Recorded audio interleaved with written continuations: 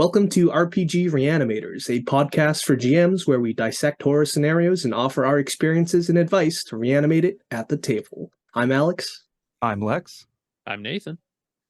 And I'm Matt. So this time, we're joined by a guest, Matthew Sanderson. Matt is an experienced author who has written for Call of Cthulhu, Trail of Cthulhu, Vampire the Masquerade, and more. He's the host of the Good Friends of Jackson Elias podcast and has run a number of fan-favorite scenarios on Into the Darkness. Thanks for joining us, Matt. Hey, thank you for having me. So today, let's see what's on the slab. The case report for this session is the Saturnine Chalice, which is a scenario written by Matthew Sanderson himself for Call of Cthulhu 7e in the book Dead Light and Other Dark Turns. In this scenario, investigators become stranded on a rural road, but luckily a nearby mansion holds the hope of a quick repair, as well as puzzling mysteries and a dark secret. As with any dissection, we'll be discussing all the gross innards of the scenario, so from this point on, there will be spoilers. If you're interested in playing this scenario, please stop here and share this episode with your GM so they can listen and consider running this for your group. We'll also include links for where you can purchase a copy of this scenario for yourself in the show notes of this episode. Now, with that out of the way, let's begin our dissection. So, Matt, could you actually tell us what's going on? Ooh, in a very high-level overview, or would you want a full-blown spoiler report, or kind of the... Full-blown spoiler. Right. Going back in time then, so going back, as they say, to the point where it all began, we have the lovely Wayland family. Augustus Wayland and Evangeline Wayland had a daughter, Veronica, except this killed poor Evangeline. She died in childbirth. And Augustus is left with this feeling of loss and regret, and he's mourning for a long, long time. And it also puts a dent in his faith as well. He's hoping that there is some kind of afterlife where he can be reunited with his wife again. And slowly, Veronica grows up. She goes to university, and this gives Augustus the chance to indulge. He's been an occultist for years, and it gives him the chance to indulge in this, performing this operation, this Abramelin operation, as outlined in the book with a wonderfully long title, The Book of the Sacred Magic of Abramelin the Mage. And try saying that after you had a few shots in rapid succession. And what he wants from this is to gain communication and conversation with this holy guardian angel. And that will hopefully prove to him that there is some kind of afterlife, there is a heaven, and he will be reunited with his wife again. And that's the core of what his motivation is. There is no real bad guy in this scenario in that sense on a human level. There's no cultist with some grand diabolical plan. It's a very human person with a very human want that they want satisfying. Except, like any bad workman, he blames his tools. Because when he performs this operation, his holy guardian angel doesn't turn up. So he goes looking for anything that can help him, whether it be an older copy of the book that he believes might have more accurate instructions on how to call this angel down to him, or any tools that he can use. And he spreads his net far and wide. And who does he happen to contact? A fellow by the name of Lester Goodman. Here's this particular want that's gone out over the grapevine. Goodman happens to be an avatar of Nyarlathotep and thinks, I can have some fun with this. So sends him an older copy of the book, and also sends him a lamp, which part of the operation is you have to do lots of incense burning and lots of prayer over a specially constructed altar. And the lamp is supposed to hold the incense while you burn it. And of course, he takes it in thinking, fine, the main thing I want's the book, but I'll take the lamp anyway. He performs the ritual over an 18-month period, and consequently, the lamp activates. And the lamp, for every time that it's lit, sucks a magic point out of you. And when it accumulates a horrendous number of magic points, in this instance, keyed directly to the number of times it would have had to have been lit to get to a particular point in the scenario, kind of the eve of when he's about to call forth his holy guardian angel, it activates and promptly calls down a creature from the court of Azathoth that resembles an angel. It's this ball of light with these wings of light that surround it. And it comes forth to him and says, okay, what in more grandiose terms, okay, I'm here, what do you want? And he, of course, wants to he wants to see the face of God. He wants to see proof that the afterlife exists, and he will be reunited with his wife. And the angel interprets this as, okay, come with me back to the court of Azathoth. Takes his consciousness, removes it from his body, leaving the dead husk behind, whisks him across the universe, and poor Augustus is now circling the court, screaming in this mad, insane ball of essence that will be insane forevermore. Should have been more specific. Mm-hmm. Yes, exactly. If you're gonna make deals or bargains with entities from beyond time and space, then you should really watch the wording. And from what I understand, Matt, there's multiple layers of tragedy for this estate, because yes. his daughter comes back, right, Veronica? That's right. So when Veronica comes back to the estate, and when after hearing that her father's dead, because the servants go away, they come back and find the body, and they alert Veronica. She believes that this is murder. That he was a healthy individual. He couldn't have just died of a heart attack, like the medical examiner concludes. So going through all his notes and seeing what he was doing, he believes that something has been called that is designed to kill him. This is effectively like an assassination. That she believes this ritual that he has performed has been tampered with to get to the end where Augustus is dead. But she believes, being an occultist that has followed in his footsteps, that she has the power and tools to restrain whatever entity turns up, whether it be malevolent or not, and then prove that someone was out to get her father. So she performs a ritual, does exactly the same thing, the same angel comes down, but she's put precautions in place where she has turned the house effectively into a prison. This is where the scenario gets its title, with Saturn or Saturnine being an old, very old-fashioned coinage term for lead poisoning. So the lead poison chalice of this whole scenario is that, sure, the angel's turned up, but it's stuck in this prison after all, and it can't leave. And that Veronica attempts to question it and say, okay, why did you kill my dad? Things go a bit south when you have an entity that's effectively pointed a gun at and say, oi, tell me the answer to all these questions. Like a human, he gets a bit pissed off and promptly tries to kill Veronica, or he suck the information out of her head that would tell her everything about what's going on, but she kills herself before it can take the memories of what's holding it in the prison. So you then have a situation where this thing is stuck in this house. It doesn't know what is keeping it here. And the only attempts that it's had to try and find what's going on have completely failed, because it also kills the servants when they return. And they know nothing about the occult. They don't know anything about Veronica's plans. They were just meat sacks. So they're dead in the basement. You've got Veronica, who's dead upstairs, and this thing wondering, okay, I really hate these pesky humans now. How can I manipulate them to get so I can get out of this house? And its main shtick, its main power is that it can alter perception. It can alter what people feel, what they can see, what they can smell. Any sensory input it can mess with. So everything that you are potentially told as soon as you get into that house may not be true.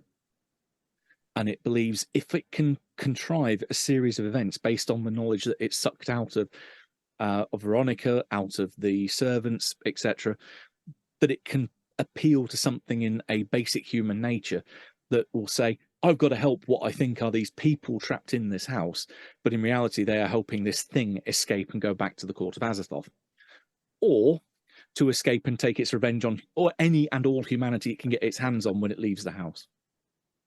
And then you have your poor investigators, which are just happen to be wandering by, for whatever reason, whatever group they are, find themselves with a faulty fuel gauge, and they've just stopped on the outskirts of the range of influence of this thing.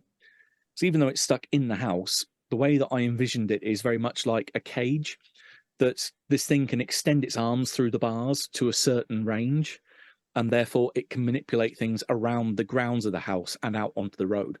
And you just happen to have the poor investigators just land right on the edge of its sphere of influence. And then the scenario begins. What a setup. That's a beautiful setup.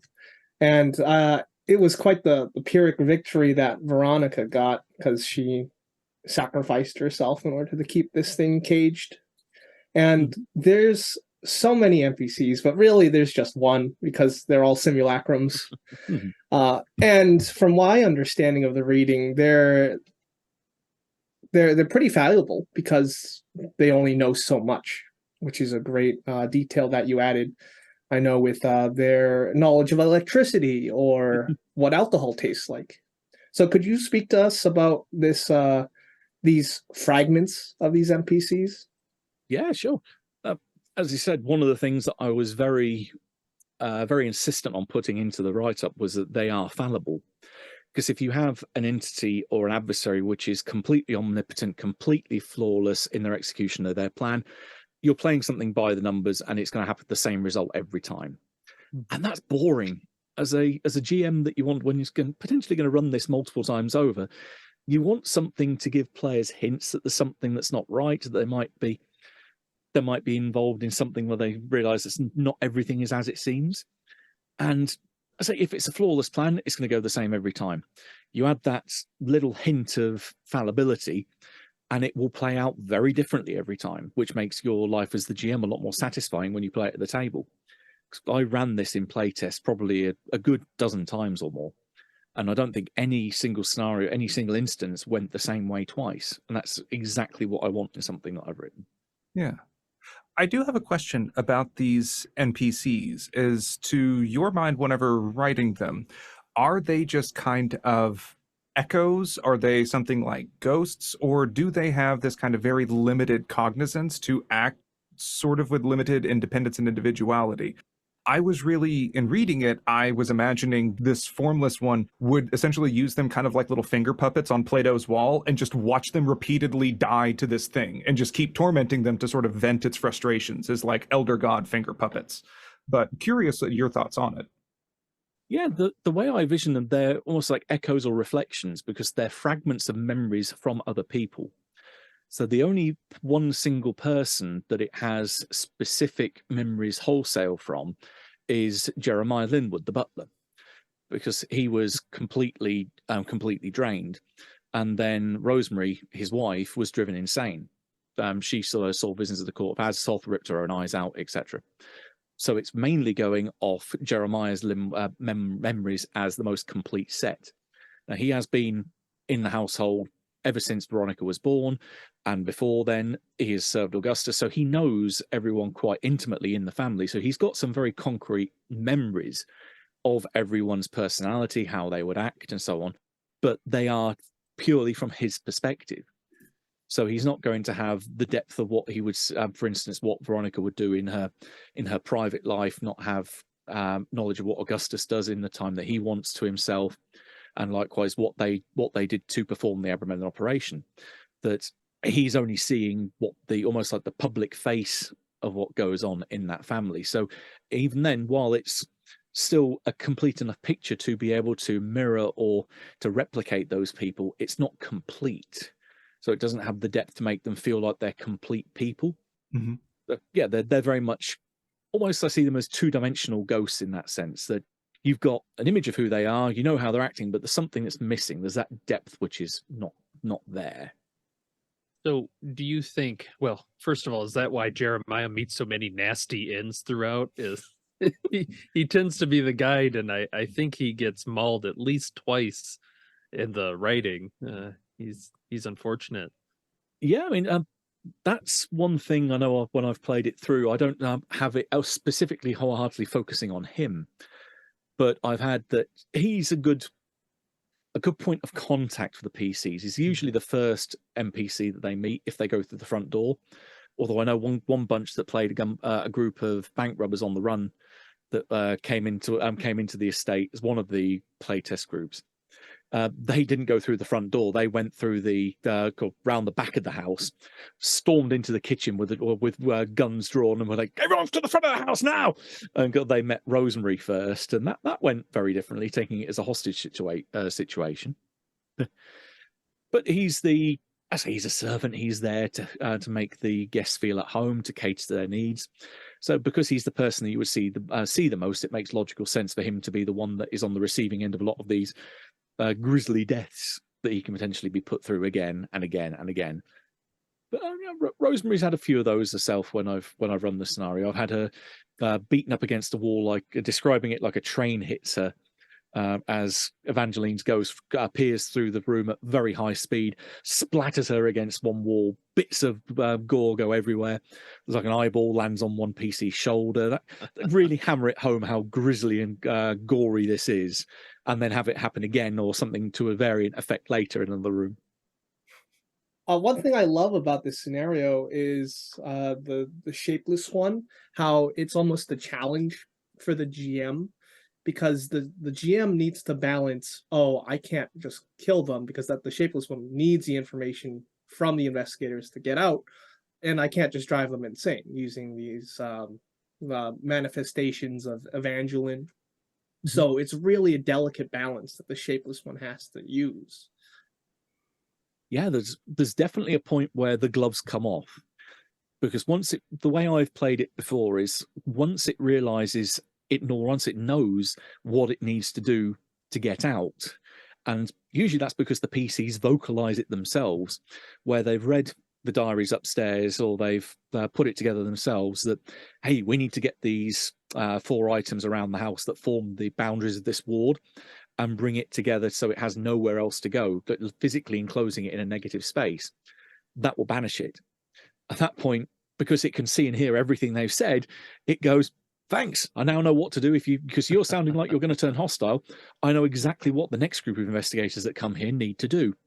So I can manipulate them straight to doing that rather than having to pussyfoot around and have this game going. At that point, it thinks they're expendable, so it can just full on go bad guy on the PCs. Besides the shapeless one, are there any other threats that can harry the investigators? Not really other threats in the house, because everything is essentially the results of the shapeless one's manifestations of manipulating their senses. It can do quite a lot, like make barriers. It can manifest the ghost of Evangeline to just physically hurt them. Mm-hmm. Yeah, I mean, its primary force initially from the kind of the early parts of the scenario, I think if you think like the arrival at the house, the initial exploration and such, those first opening acts, then the main threat or the main source of antagonism comes from that manifestation of Evangeline, what they believe is this demonic kind of ghostly figure that goes through walls, screams, does the occasional jump scare and so forth, and can physically attack them by trying to suck their memories out of the PCs, which gives a little hint of what this thing can do if you meet it up close and personal in its own form. Because it's trying to maintain that level of deception, that it's always acting via proxy, acting via these illusions that it creates. I actually didn't catch that in the writing. Have you ever had this thing suck memories out of investigators before and then repurpose that for later? I really like that aspect. I have.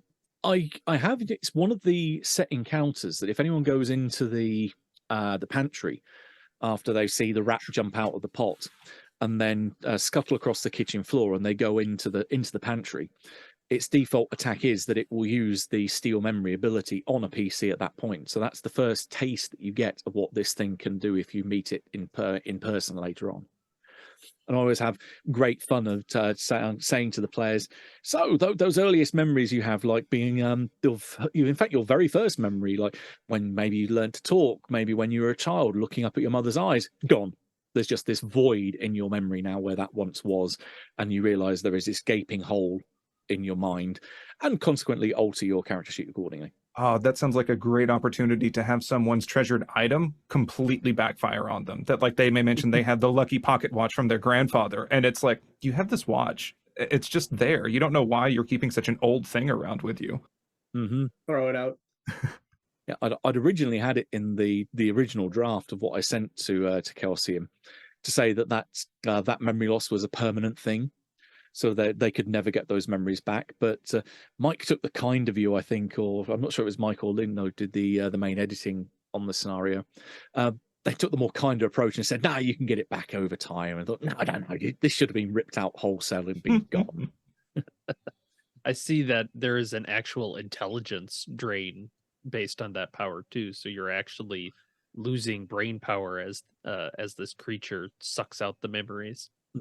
Indeed, and if it starts to drain someone with a higher int than it has, it also then steals that stat, so it increases its own intelligence as it then gets more. It's very neat. So the background behind what this creature is, I actually took inspiration from the fungi from Yoggoth, the sonnet cycle that Lovecraft wrote. In particular, 4 lines in the Azathoth sonnet, which says, "Here the vast lord of all in darkness muttered things he had dreamt but could not understand, while near him shapeless bat things flopped and fluttered in idiot vortices that ray streams fanned." These things are almost personifications or manifestations of the thoughts of the blind idiot god.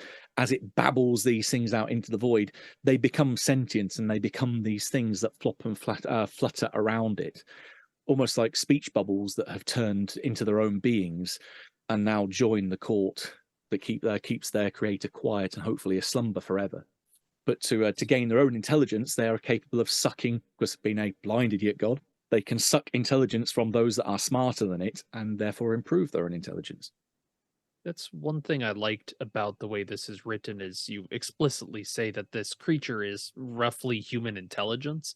That's a lot easier for a new keeper to approach rather than trying to be, this is an unknowable genius creature like the Migo or something. Now inhabit that, become, do what they would do. It's a tough sell. It's more relatable, and again sells the premise that it can be fallible. All right, very nice. Now that we have all these NPCs set up and we have the potential threats and what the shapeless one can do, could you describe the estate itself? Like, what's the playground that all these players are going to be running around in? Sure. Yeah, this is one thing I was very lucky to find online. Because the Abramelin operation has a very set criteria of instructions laid down to say what the environment looks like when you perform this, whether it's performed in an urban setting or whether it's performed in a rural setting. So I went with the rural angle because I thought it's easy to have an isolated estate where none of this would be found, rather than having it as, oh, that one penthouse or building in the city that no one's gone to. That seems a bit odd. Yeah, have it somewhere more isolated really fits into the premise of the story. And as I said, the book lays down very specific instructions of what orientation you have to have the rooms, so that you can see the sunrise in one window set in another, and that one particular room has to be connected with another room. And just by chance, I was looking around for floor plans online, and I found one room that the only thing I had to do with it was add a single window into one wall, and went, this is perfect. And I just turned the orientation of the building around, because that's not set in stone, and boom, here's the floor plan. So it is a real building with a couple of minor changes on it, but yeah, I think it's actually listed as a historic building down in the south of the US. So I said that each room has a particular encounter or use in the scenario. So there are certain things you'll find in there, like the library has all its books. It has one of the wards is in that room. So you have a list describing the room, and then you have events that can happen in that room as well. And the same effectively for the outside. You've got the grounds, which are comprised of the barn, the converted barn, which is now the garage. The well, one of my personal favourites because there have been some hilarious moments take place there, and the mausoleum, which has, if people decide to go full on grave robbing, they can potentially find something's not right here. Why is there one body in here? But yeah, each one had to fulfill a set piece moment in the scenario, so there weren't any rooms that were particularly dull or wasted space. Maybe with the exception of the servants' washroom at the back of the building, where there wasn't really anything that you could put in there. That's probably the one safe room in the house. It's like the equivalent of free parking on a Monopoly board. Nothing bad's going to happen in there. Could you talk a little bit more about the Abramelin whole ritual? Like, where'd that come from? Well, that's a topic of debate. It depends on which version you believe. The book at least came into public view around the turn of the 20th century, when Samuel MacGregor Mathers published the book of the Sacred Magic of Abramelin the Mage. which at the time he was a member of the Golden Dawn, became very influential amongst their other members. Crowley, in particular, picked it up and was believed very heavily in it, and used a lot of the influence and style in that book when he was later going on to build his magical system of Thelema. The book has in itself, it's divided up into 3 parts. At least the initial printing of the book is divided up into 3 parts. You've got the beginning of the book is essentially the letter that was contained with everything else that was bundled together behind it. Think of it almost like the Call of Cthulhu. This would be the note pinned on the top that says, anyone who's looking at the executor of my estate that's looking at this, burn it. But in this case, it's more of a friendly note that says, hey, Lamech, this is fine. This is going to be the basis of your inheritance. This is me, who has gone out to find all this information for you, this veritable and sacred magic. And I found it with this fellow called Abramelin the Mage, who lived in Egypt. And this is all the sacred magic that's been passed down through the ages. But beware that you can only want to invoke a holy guardian angel and learn the ability from it of how to command demons so that they don't have a negative impact upon your life. And they can give you other powers, but you're only supposed to use them when you need it and in the service of others. You start to use any of this for personal gain, and the powers are going to be taken away from you. And it then proceeds in the second part of the book to say, these are the preparations you need to make. This is the very lengthy process you have to go through. In the original copy, it says 6 months. So the Mathers version, it says 6 months. Sure. And then it finishes off with book 3 of here's all the magic squares that you need to write to be able to command all these demons so they don't have a negative impact in your life. The only problem that a load of those magic squares are incomplete. So there are just plenty of blanks in the book. You cut forward then to the late 20th century, and a revised version of the book came out that claimed to have found older copies of the book, either in New High German or the original Hebrew, and said, oh, yeah, there are mistranslations here. It didn't say 6 months, it meant 18 months. And here's a whole nother book that fits between books 1 and 2, to become the true book 2, which has more details about the spells it will give you and the abilities that the angel will give you so that you can perform good things for the people around you. And it then just elaborates and corrects a few bits here and there. Yeah, I read that book. Advanced player guide sort of situation. Yeah, Player's Handbook Volume 2. But I read both versions of the book front to back, so cover to cover while in preparation for this scenario. Whoa, that must have been an undertaking. It was, because there is a lot of detail in there about how you prepare, particularly the altar room as well. So all the details that I provided in there are as accurate to the letter that you would find that for a ritual, if someone had performed it in real life and stuck to the criteria in that book, this is what you would find up until the point where they had called forth the angel, or the angel was supposed to appear. Right. I was really intrigued with that section in the book that mentioned the room that was full of sand, and said, like, if they had progressed to the next phase, this would have been used. But as it is, it's just this bizarre room that they can encounter. Yep, exactly that. That it's all ready for them to use the wand, and that's where you would then inscribe the magic squares in the sand and call forth the demon to appear in the air before it. But that would have all happened after the communication and conversation with the Holy Guardian Angel. But because that never happens, then the room is there perpetually waiting to be used and never being touched. Are one of the big aspects of this is the Kamiya, if I'm saying that even remotely correctly.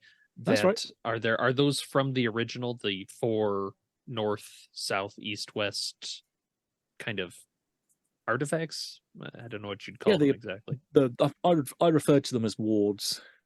So yeah, each of those, this again dives off into another aspect of occultism. It's not explicitly the magic squares which are laid out in the Book of Abramelin, because magic squares are used in other magic systems beyond that. So each magic square is associated with a particular planet, and each planet has a particular correspondence, a particular theme that it draws upon. Say Saturn is one of its correspondence is warding, binding, barriers, etc. So you then have different materials that align with different planets as well, and that's how you get back to lead, with how the wards are constructed out of that particular metal. So it all revolves back around this concept of warding and imprisoning this entity. Right. So we have the stage set. We have our NPCs, we have the setting, we have the threats. Are there any key events that you always want to hit when you run this scenario, Matt? Yeah, a lot of them are laid out in the text, are the main ones that came out of playtesting. So when I set this up originally, I had the stage set. I do the description of the house, I do the description of everything they might find in there and the people. But then the key events are ones that came mainly out of playtesting the scenario. So things like I always try to get the someone, if they're going through the front door, which happens a good 99 times out of 100, apart from the one aforementioned one where they storm in through the back door with a Tommy gun. They go in through the front door. Someone's going to notice the fact that the chandelier, there are lines that are broken. The power cords are supposed to be incapable of making electricity flow, but they're still lit. So that's immediately hang on a minute, something's a little bit weird here. And then likewise, when you have, we'll just get some drinks for you, sir. And the maid comes in with, oh, what would you like to drink there, sir or madam? And the minute anyone mentions alcohol, it's what? Don't quite understand. So I deliberately put in there that alcohol is banned during the performing of the Abramelin operation anyway. So that's why there's none in the house. That I thought, well, why wouldn't maybe Jeremiah's a teetotaler and has never experienced alcohol. He's never tasted it. He has no idea what this thing is. So likewise, then the shapeless one also has no idea. So you're then putting that there's something weird about the people in there as well as the house around. And stepping back a little bit before that, as they approach the house, I'll always mention in the description that there's that you can see obviously the lights on in a couple of the rooms. There's no smoke coming out of the chimney, but refer to it very much in passing. But then also drop in when they then get inside the house. Hey, there's a roaring fire in the fireplace in the lounge, and then wait to see how many people say, "But you said there was no smoke coming out of the chimney," and said, "Yep, correct, there isn't." I like to leave that little revelation as a penny drop for the players to put two and two together, rather than me explicitly tell them, "Look, I said this earlier. Didn't you understand?" Oh, that's great. Like when things don't connect.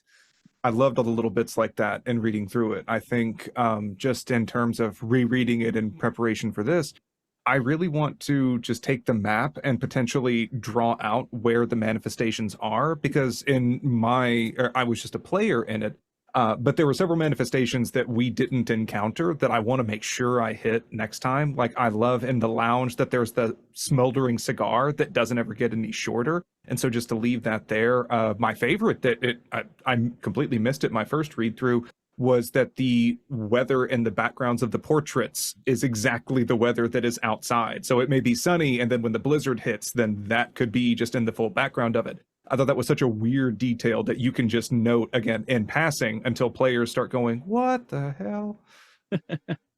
Yeah, they don't realize until it's too late. That one's one that I wish people would pay more attention to. I rarely get the opportunity to use the paintings. I think the only painting that anyone's ever really taken any explicit detail on, besides the ones in the lounge, is the seraphim at the top of the stairs. Everyone else just goes, "Oh yeah, lots of landscapes. That's nice. Move on." I think one of my personal favorite events is Lester Goodman arriving for dinner. That is just a fantastic moment. So in the event, right? Lester Goodman shows up. Jeremiah says, "Oh, hey, Mr. Goodman, thank you for coming over." He sits down, introduces himself, and then there's another knock at the door. Once again, it's Lester Goodman, and every NPC acts like nothing is wrong. And when you see the players' faces, it is brilliant. That's definitely the point that that's I count. That's like a turning point. Yeah, that's when the madness really happens. Like that's the third act. So you need to get the fuck out of here. Yeah, that's definitely, I key that moment to the point where I want to escalate it building towards a conclusion. Yeah. Because the weirdness at this point is it's right in your face. You can't ignore it. There's no denying it. It's right in front of you. And all 20 copies are saying, "Hey, how are you doing?" It's time to act. Yes. Yep. Which is interesting because Evangeline seems like it's an obvious threat, and she's this haggard kind of rushing at you with these claws. People are getting hurt, but it's Lester that's the moment. That's the we got to get out of here. With this, this is too much, man. I know about ghosts. This is weird. I don't like it.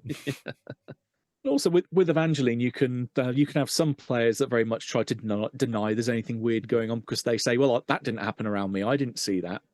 And you could then play up into that by saying that when they go back to the scene of the incident, everything's perfectly normal. There's no blood on the walls, or there's no body lying on the floor. It's all been reset. But when you've got half a dozen odd Lesters all wanting to shake your hand and say, "How are you doing?" then that's the point where no one can deny that there's something weird going on. So if you've got some players that do retreat into that kind of, no, I'm in the longest river in Egypt, I'm in denial, I'm just going to completely ignore what's going on, that's the point where you say, no, that tactic ain't going to work from this point on. Right. And that is such a good wham. It's worked lovely at the table because one of the things I do is I have the artwork for each NPC on a separate laminated sheet that I've printed out. And so when they meet them, I say, he looks a little bit like this, and drop it on the table. And then I have half a dozen of Lester printed ready, so that when one of them arrives at the door, and there's a guy at the door, he looks a bit like this, and then this, and then this, and then this, and they can see the table filling up with all these printouts of the single Lester portrait. That is a very effective use of handouts. I'm just imagining whenever I try to run it, I want to have each of them operating kind of independently for each other. And then it's like, oh yeah, I'm sure Lester would like to shake your hand. All their heads turn in unison and they start just going as one cohesive thing. That gives me big Get Out vibes. One of us. Are there any other key events that you should, these player characters should encounter before the game ends? One that I really wish they would meet, not all groups do it, is I wish they would go down into the basement and find the Linwood's bodies down there. And this is my question that I had dog-eared for this discussion.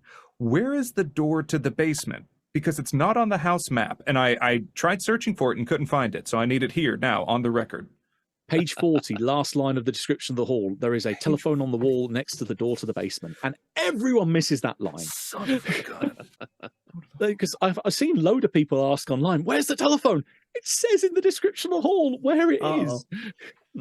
So it would be somewhere near where the dining room and library kind of intersect, or is it behind the stairs where it says up to second floor? It's the wall that runs under the stairs, so it's effectively that partition. So you've got the door, the staircase is under the stairs, like it would be in a normal house, and that wall space that's all wood line paneled, it's on there. You say that assuming I've been in houses that have stairs to the basement. I'm from Texas, pal. Like, that's it. Okay, great. I'm going to annotate my map. So now I know. Because, yes, I loved these clawing, scrambling bodies to find in the basement. And then, especially if they find the maid at the top of the stairs, be like, did you need anything? That's another great one. I wished we would have encountered the basement in my playthrough. One of the best moments I remember from playing it through happened down there. That one of the aforementioned gangsters with a Tommy, or bank robber with a Tommy gun, went down there, and he went past one of the boxes that had contained lots of Veronica's old dolls from when she was from her childhood. He hears this creaking. He turns around and sees all the dolls leaning out of the boxes, looking towards him. Yeah. He flips his shit without having to make a sand roll and just opens up with a Tommy gun, blowing dolls pieces all over the basement. That's a great scene. Another great scene is when you kill the maid, and in the aforementioned, she gets hit by a train, and then the maid walks in and starts cleaning up the mess. Yeah, or just walking past it without even realizing, maybe squashing a limb of hers on the way. Steps on one of her eyeballs that fell off. It just on the floor. Yeah. Oh my God. I left that with plenty of scope that the keeper could go full on. They see what's there and go, self-realization, and then promptly get killed again, until the point where they suddenly appear somewhere else and don't see the gore. So you could have these piles of bodies littering the house, or you could pull the very traditional, there's nothing there when you look back. You can have it anywhere in between those two, got at either ends of the scale. Out of curiosity, in your playthroughs, we wreak havoc on all of these kind of mirages of the former residents of the house.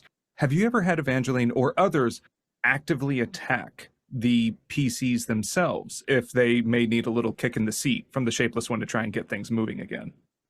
Exactly for that reason, that if they start to dither, particularly also if I'm running it as a convention scenario, it's a great way to keep the pace moving and to push them on forward, rather than having them sit down in a room and say, right, well, here's all the clues we've got. We're going to sit down for half an hour and discuss what's going on and try to formulate a plan.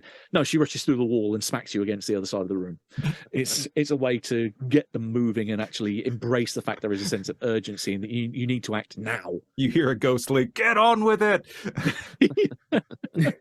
Statler and Wardle cry from the rafters. What the hell are you doing? So this Shapeless One is not just illusions. There's an actual sort of physical aspect where it can manipulate too, just in case you really need to smack someone. To a degree, because it's using the PCs, their own sensations against them. So it's more of making them think they are being pushed, so they move accordingly. So that's why whenever it attacks someone, it uses their own fighting skill against them. Right. And it's always the reflection of the PC stats which you use, which has also got that kind of what the hell's going on moment when I, as the keeper, say, okay, I'm going to attack you. What's your fighting brawl skill again? And then roll the dice. Well, that's when they go to attack it. Oh yeah, what's your dodge skill? Oh yeah, I'll roll that now. Stop hitting yourself. Stop hitting yourself. That is a great demonstration of how a mechanic can reflect on what's happening in the story. That's really interesting too, is I just sort of where my brain is going is kind of in the, like, where you can get injured in the Matrix. Like, it's, even though it's technically all in your head, it's if your brain perceives that damage is happening, it can make it reflected too. Or just have yourself run headfirst into a wall because you imagine something is coming up and shoving you in there. Yep, that was very much something that was in my kind of in the back of my mind while I was putting this together, trying to put the mechanics in place to support everything that was happening in there. Because I think when you're dealing with illusions and such like that, you have to really think around the edges of what exactly is the limitations of this thing possible. Because what happens if they do this? Wouldn't they break that? What happens if they do this? Wouldn't that maybe cause some problems? You have to really think through lots of scenarios of what PCs might do or what they might try, and then put a set of mechanics in there that fit that whole package together. And out of curiosity, because we've talked about a lot of sort of the big ticket events, and Alex, stop me if you would want to include this in Reanimation, but are there any moments whenever you tend to have reality blink in? Like they get these brief glimpses through this veil that they're perceiving. I imagine it sort of breaks down. With us, it happened after the ritual, and then we see that we're in this abandoned house and blah, blah, blah.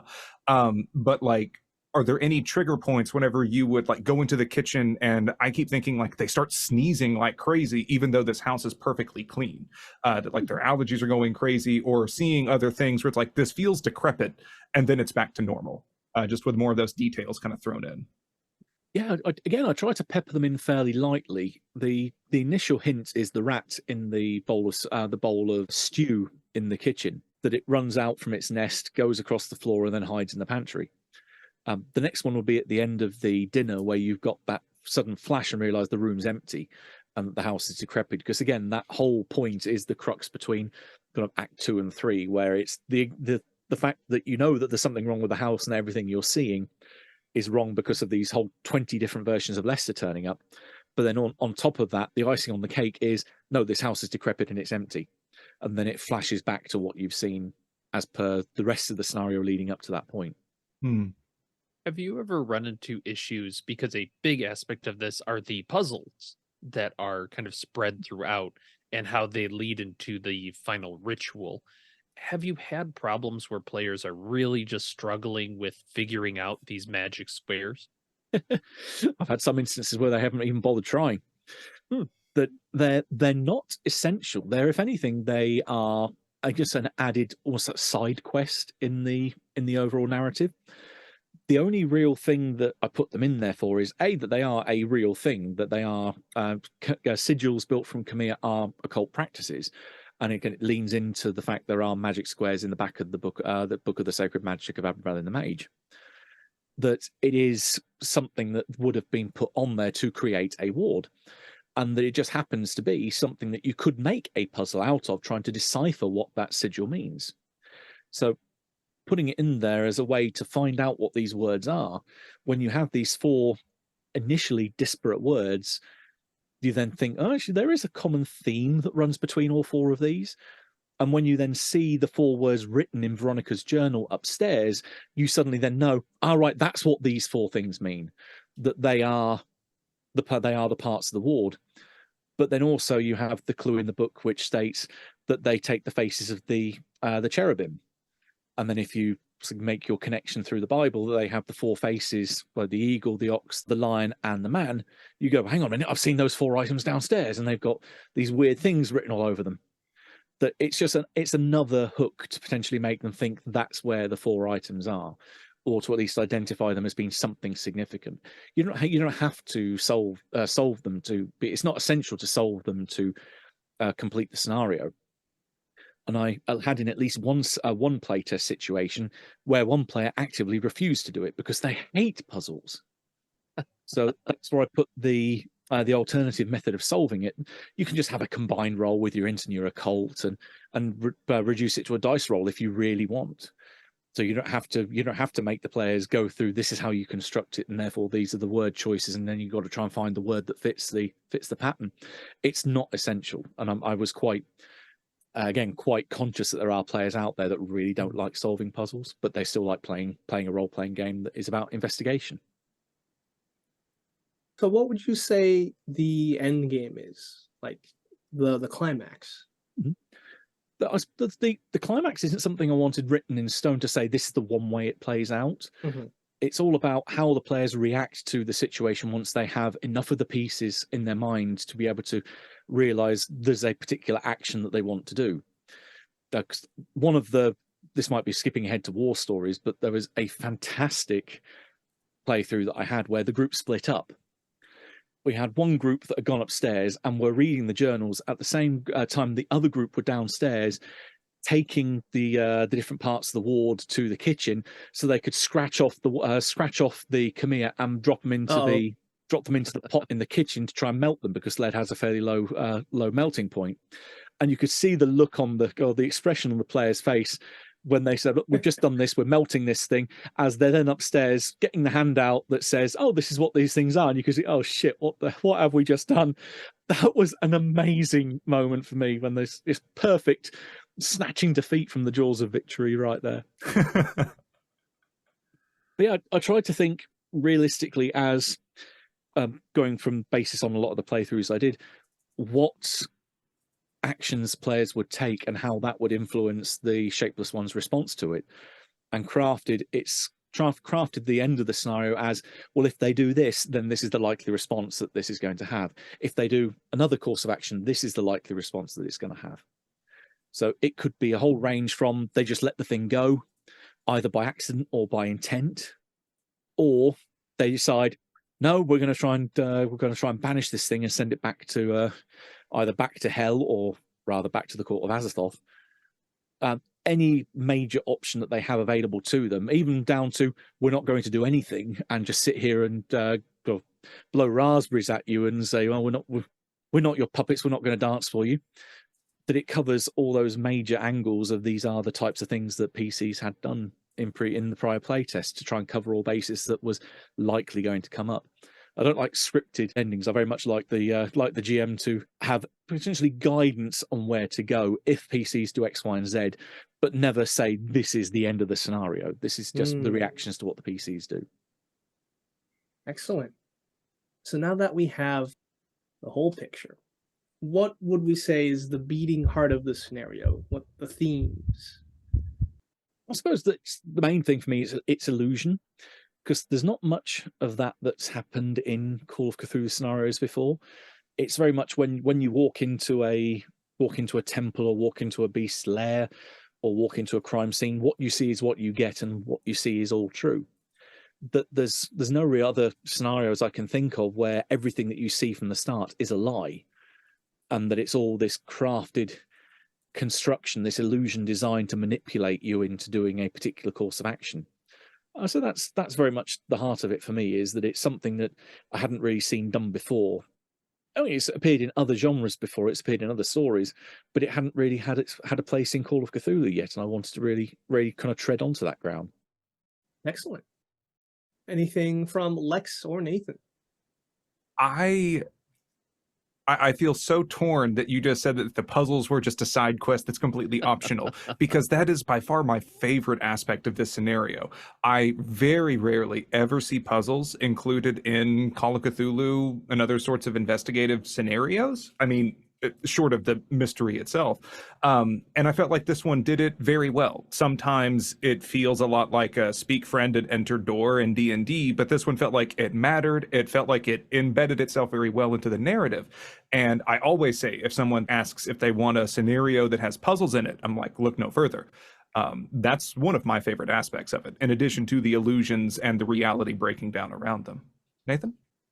I really like the deep dive into the occult that is there with Matt. You always do a lot of research for your scenarios, and this definitely has that feel of there's a lot of depth behind these to go look into rituals. What are the costs? What are the dangers? And I think that's one of the best parts of this, is you really see the danger of using magic in Call of Cthulhu and not being careful with wording. Yeah, I wanted to make it as accurate as possible, as I said, that it's very much, you see magic and ritual in a mythos sense, but you rarely see it in an occult sense. So that was nice. And I loved using the sort of Christian occult mythos, that all of these things can seem familiar, but very Old Testament bent in a way that it should be a little unnerving to people, especially if they feel very familiar with Christianity and things there. Yeah, I mean, there's a lot here that stems from Jewish belief as well, because Abraham of Worms was a Jew himself.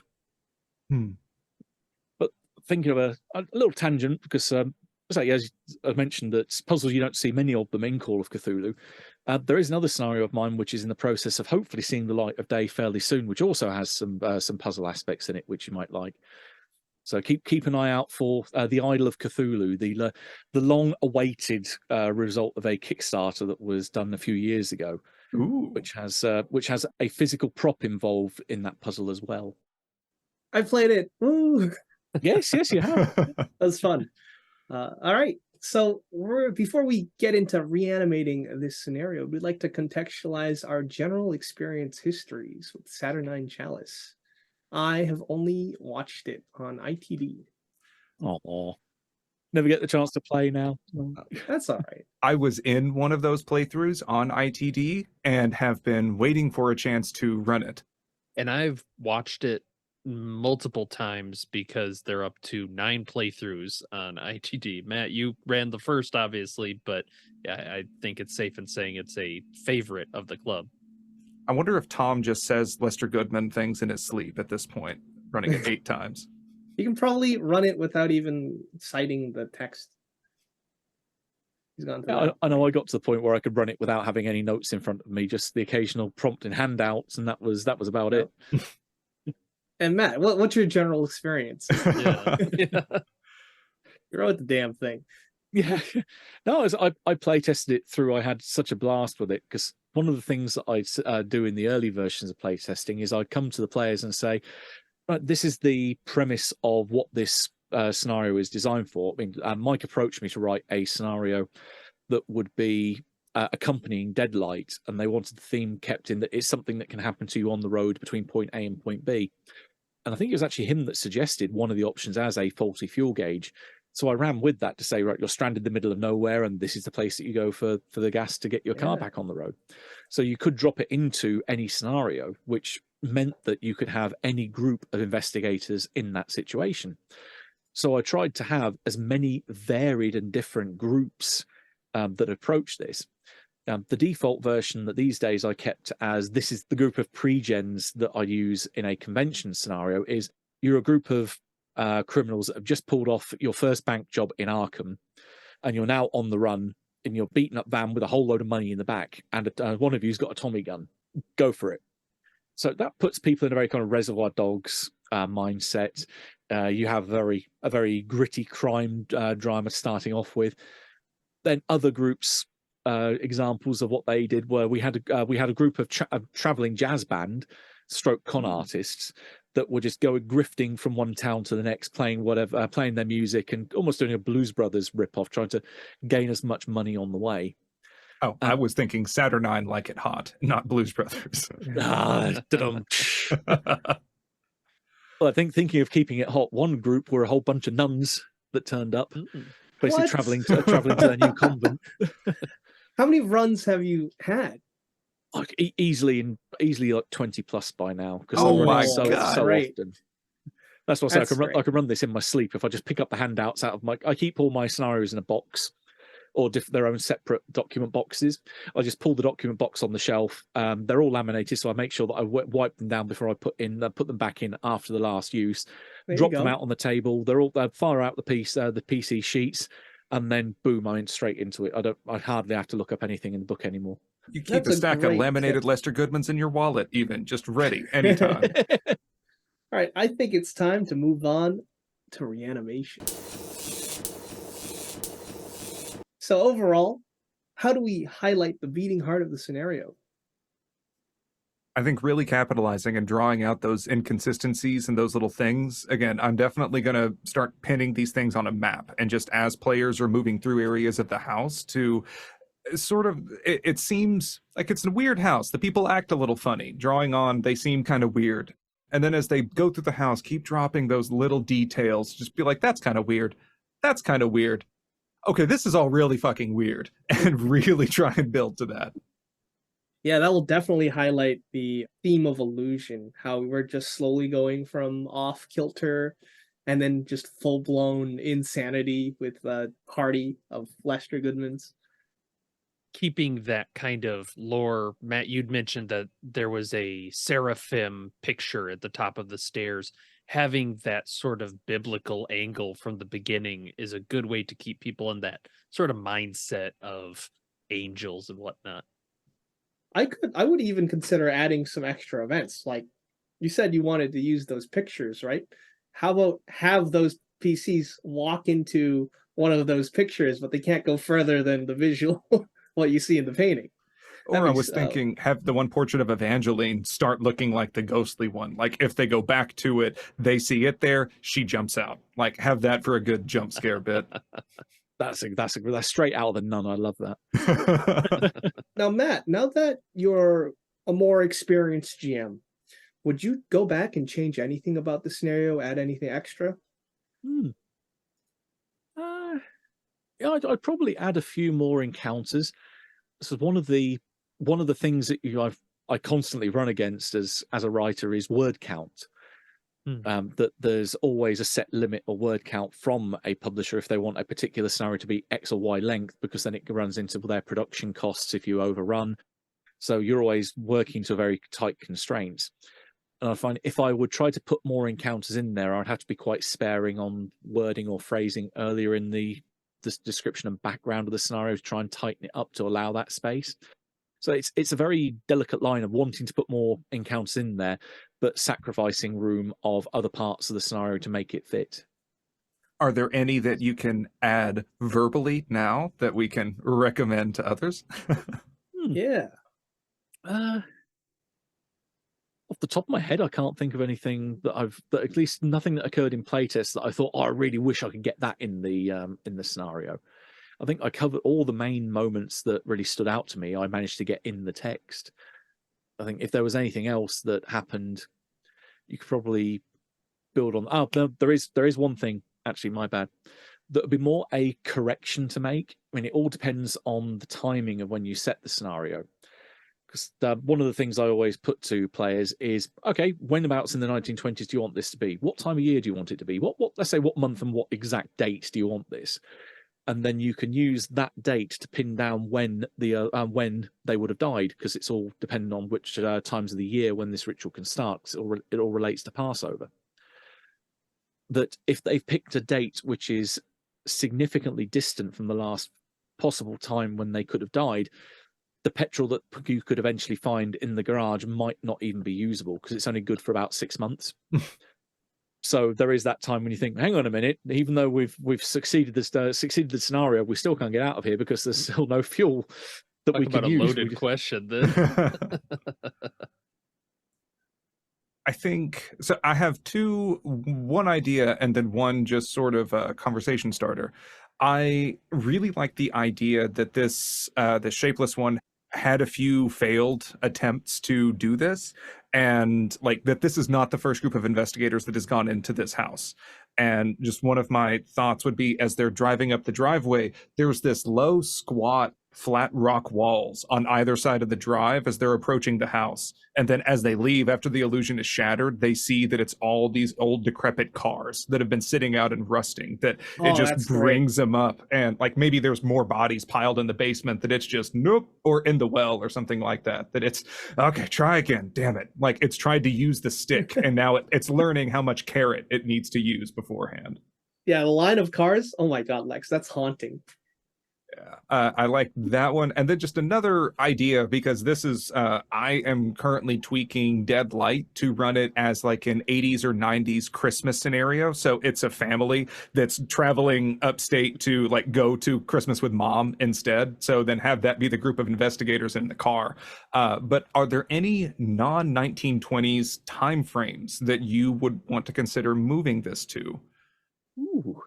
If you would, just in general. I always prefer to do modern because it's easier for me to just have contextual stuff to pull from.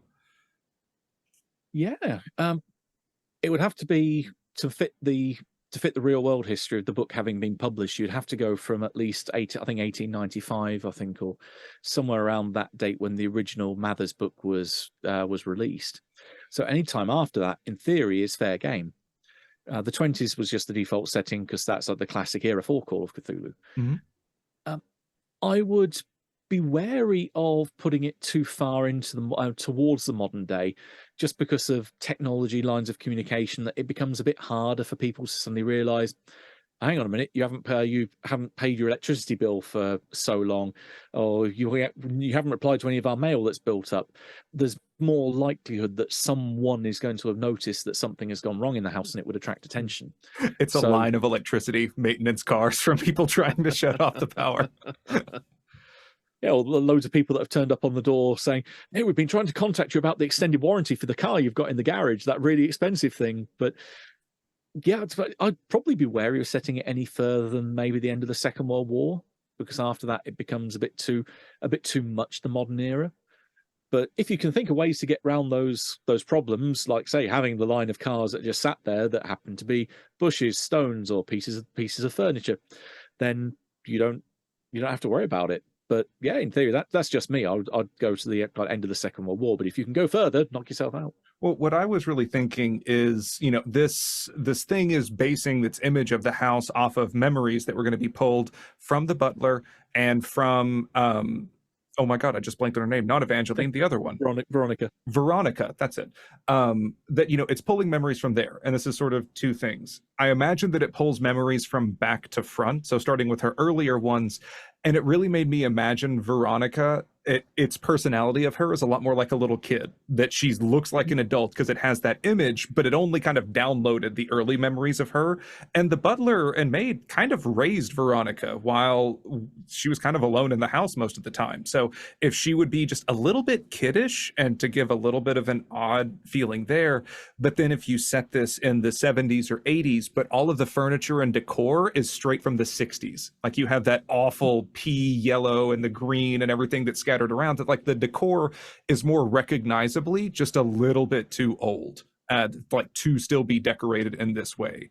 I just feel like it's hard to have that context when you get into 1920s. It's just like, this looks like it's from the Great War.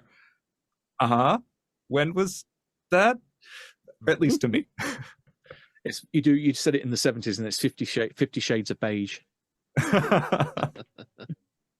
So Matt, have you had players actually get a good vision from the cupola of the shapeless one? Because it's kind of hanging out there, right? Yeah, a few people head up there. Not many of them pass their rolls to spot it in the in actuality, or at least in playthroughs. I think maybe a quarter of people that would go up there actually notice it. Some people go, that's weird, and then just back away slowly, and they kind of ignore it. Others try to then get everyone else up there, by which point it's then either moved, or the fact that it deliberately goes completely invisible so they can't see it, to add another layer of, did you really see something up there? Is something actually going on here? Yeah, it's a nice piece of foreshadowing if they get to see it and they realize what exactly it is they're up against. But yeah, it just doesn't happen all the time. Do you see the shapeless one ever giving out other kind of boons other than seeing the face of God? Which I want to note, the nuns should have all accepted, and if they didn't, they're bad nuns. I think that was one instance where we did have not a TPK, but total party insanity, at least, as they all went off to go and see their new god. But yeah, there's a few things I think people have asked for that wasn't to see the face of God. I think some wanted either their memories back or they wanted knowledge. They wanted power, but they didn't want that particular thing they had on offer. So that it's very rare that people ask for that. But there was one session where they definitely had a whole bargain going on with this thing to potentially say, well, if we let you out, what are you going to do for us? And they really went into the go, well, what's in it for us kind of mentality. I 100% imagine this thing is like, what's in it for us? Like rams him against the wall. Like, I don't need you. I don't have time for this right now. Anyone else want to negotiate? So, what have you found to be the most entertaining bunch of pre-gens you've given the players? Because I can see how it can be a very big impact on how they approach this scenario, from gangsters to nuns. Even like a family camping trip would be a lot different. Yeah, I think the favorite group I think would have to be the bank job. The way I've set it up between them is you've got one that is kind of Mr. Angry, as I describe him, he's the guy with the anger management problems and a shotgun. Oh, okay. And here's your quiet and brooding one with a Tommy gun. And they've all got different reasons as to why they've got involved in things. They've all got different reasons as to why things went down and went south at the bank job. So you've got a degree of inter-party conflict there already. And that then you send them in with an agenda and weapons to do what they think are going to be a whole load of damage to something, which ultimately they're just firing at thin air. And when they can fire at something, it's just light. You're not going to hit it. You're not going to do any damage with a gun or anything physical. So it's pulling the rug out from under them, thinking, oh, we got weaponry. No, we might as well just have paper swords. It's for all the good it's going to do. I love that the thing has no idea how guns work, though. So it's like gun goes, and then it might have Evangeline, like either it just seems to pass right through her, or, like she just buckles down, and it's like there's this weird just kind of hole in her, but no real wound, because it doesn't know what damage may look like to humans. And then I also love the idea if they use the shotgun, they go back to the wall, and it's fine. That there's no damage to it, that it just kind of re-renders. That's great. Why, thank you. Do we want to move on to war stories? I want to hear all of Matt's war stories, since he's had 20 plus runs. Yeah, I'll say there's a lot of them. I've mentioned my three big ones that I remember are things like the doll and the Tommy gun encounter down in the basement. That's one that stuck in my memory. The separating, what one group realizes what to do with the wards as the other group are destroying them.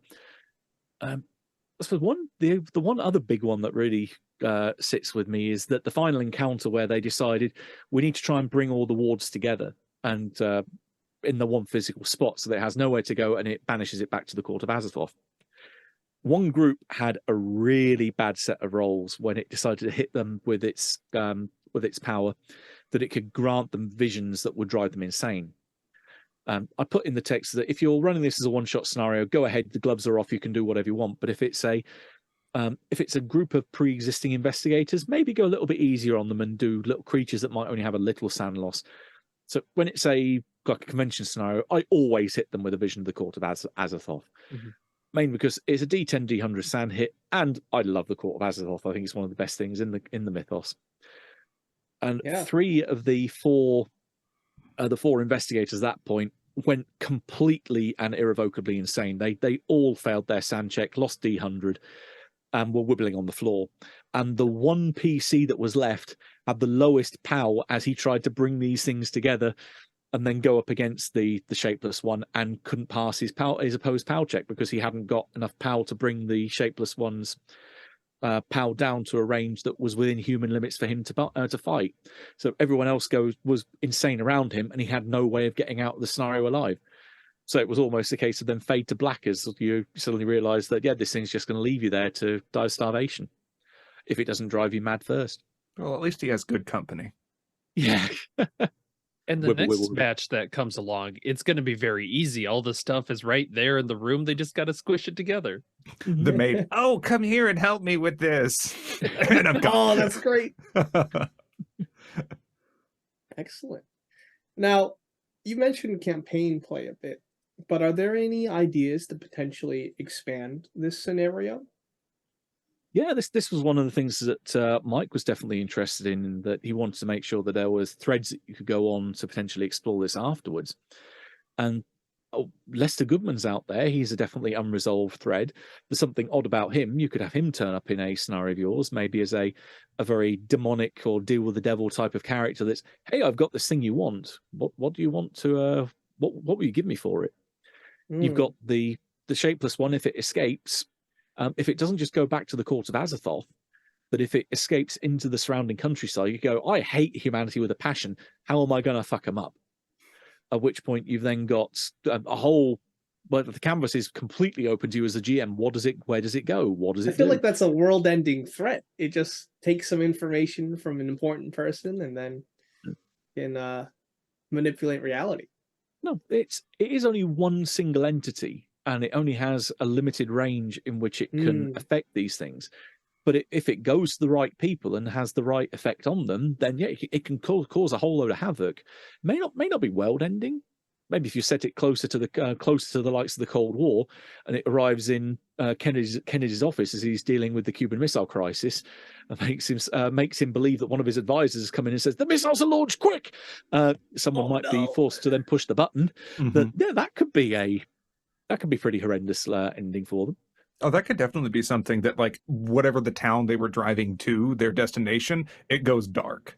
And they know that they let this thing out and that everyone in this town is going to be compromised. I just finished watching When Evil Lurks. And so just imagining everyone going completely batshit insane. But then whenever they get past that little bubble, it's all fine. What are you worried about? Have you seen anyone follow up with the Beacon of Chaos? Because that is something that they could take. Yeah, they could potentially take it. I have actually used the beacon in another scenario. It was actually in the Into the Darkness run through of Two-Headed Serpent that we had. One of the characters, I believe it was Jason Melanchok's PC, went off and met Lester Goodman and was given given the beacon as a little thing to play with. And I don't think he actually did anything with it, because in the course of that, he would have to have spent the best part of 1,200 magic points to be able to get it to activate. So it was more of a case of, I've got a weird item. I don't necessarily know exactly what it does, apart from that occasionally I feel a little weak and woozy around it. But it was a nice little Easter egg to drop in, and maybe if those pulp characters appear in another scenario at some point, maybe if I run the other scenarios from the Pulp Cthulhu rulebook, that he might get along the line of, so how many magic points have you tried putting in this thing, Jason, over the course since we last played Two-Headed Serpent? I'm smelling a new green box item. Nah. Well, it's interesting. The same shapeless one would appear again, too. So if you get rid of him, 18 months later, you just drag him back out. I can't imagine he's going to be terribly happy. So the mythos equivalent of cherry calling someone.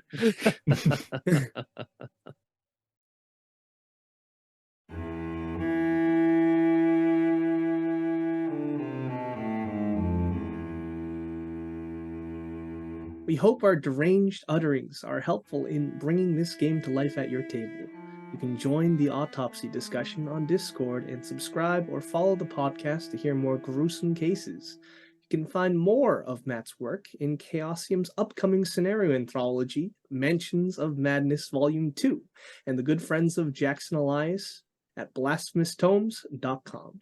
Be sure to check out the show notes for links on where to find the scenario, where to find us, and other links for things like handouts, actual plays of this scenario that we recommend, and other resources. So until next time, thanks for listening to RPG Reanimators, where your games can die or live on the table.